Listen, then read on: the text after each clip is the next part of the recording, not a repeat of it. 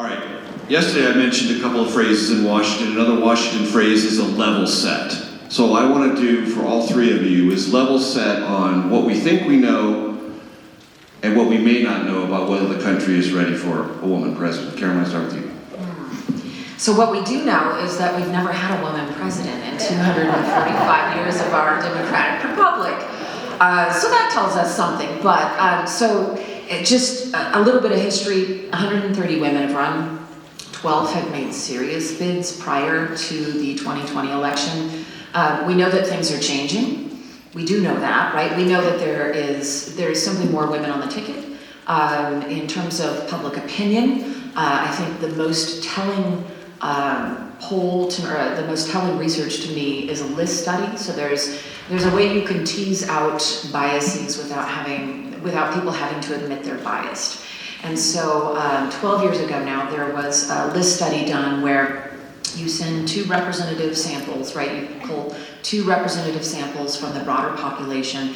You send them each a list. And on one, and it's lists of things that make you angry or upset. And on one list, there's a woman in the White House, right? A woman serving as president. And on the other list, that's missing. So it's things like climate change and gas prices. And so you simply calculate the difference between those lists. And it used to be about a decade ago, that 26% of Americans were angry or upset at the hypothetical thought of a woman in the White House. That number today is 13%. That is a massive shift in public opinion. With that said, 13% is a larger gap than we have ever had in a presidential election. So again, this is hypothetical. We know there's been positive movement, but we know that there are still major barriers to public opinion, and we'll, I'm sure, get into this as to why, but it has to do with the uniqueness of this specific leadership position. Royce? Hey, y'all. A couple of things we know. The last time a woman was the major party nominee, which is also the first time a woman was the major party nominee, she won several million more votes than her opponent. She also did not become president.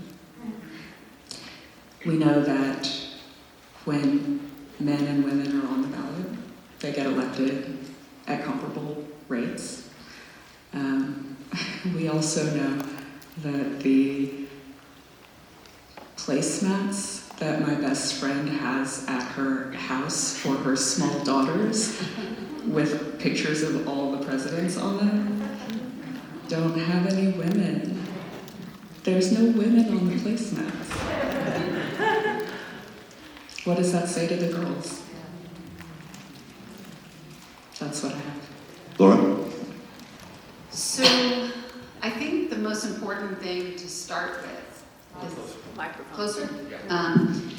is that when we think about presidential dynamics, it's really important to understand that in political science, we tend to believe that about 70% of the election is largely decided prior to even knowing the candidates.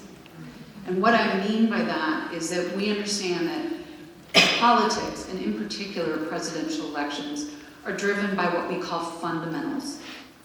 And those fundamentals are generally the current presidential approval rating. So whoever's in the White House, that presidential approval rating matters for that president's party, whether or not that president is running for re-election.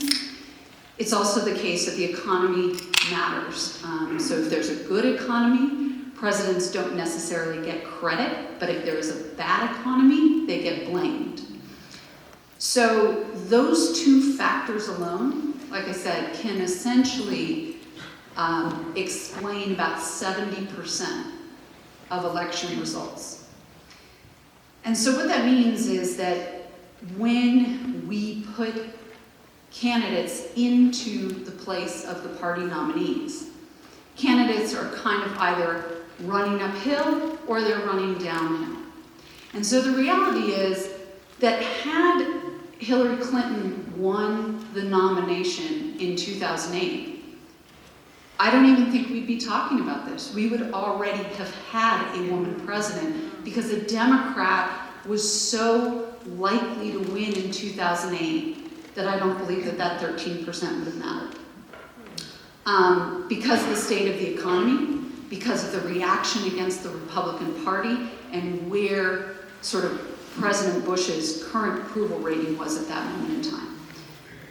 When you look at 2016, you had a complete kind of opposite or inversion of those dynamics. It's also true that the vast majority of political parties do not win 3 terms in a row. So almost all parties, when they get into the White House, they typically win re-election, but then they lose. Their party loses that 3rd election. So Al Gore losing in 2000, and then Hillary Clinton losing in 2016 is not that unusual. It's also the case that when we talk about the Electoral College, and I think it's important to realize this, since 1864, there have been 25 elections where a candidate has won a majority of the popular vote, meaning 50 plus 1.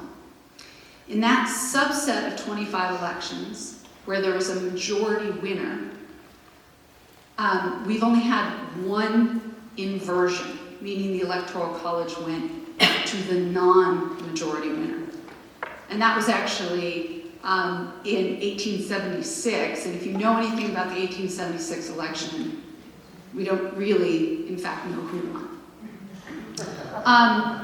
It's also the case that when you look at the other elections since 1864, the 14 other elections where there has been no majority winner of the popular vote, we've had 3 inversions. So 21% of the time, when there is a plurality winner, there is a likelihood of an inversion.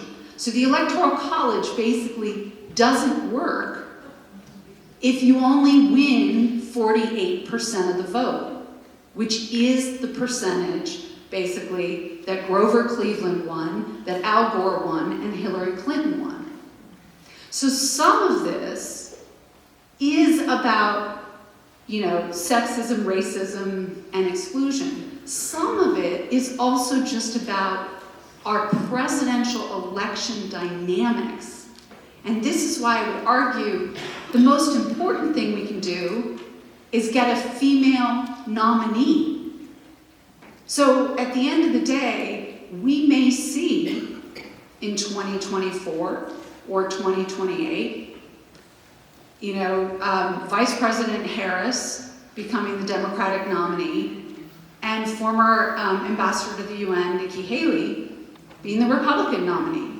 And if we have 2 women going up against each other, guess what? A woman's going to win.